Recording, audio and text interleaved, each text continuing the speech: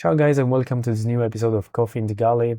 Unboxing a mothership kit is exciting, but before you start daydreaming about the finished build, spend the first minute on a kit check. As a step 1, check that all bulkheads and especially the keel parts are straight, not warped. Warped parts will give you a warped ship, no matter how much glue you use. So if you do have bent parts, you can soak them into water, hot water, for a couple of minutes, and then cover them by putting some weights on them and leave it overnight. As a step 2, you can look at the wood, identify pieces, and make sure they're not warping, splits, or discoloration of the pieces. If the basswood is green, for example, it's better to contact the manufacturer or the shop where you bought the kit. As a step 3, check small parts, especially metal casting and fittings. Missing or badly casted parts can delay your work for weeks while you wait for replacement to arrive.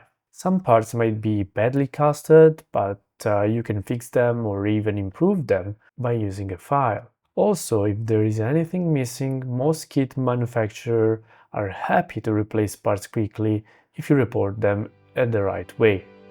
Cheers!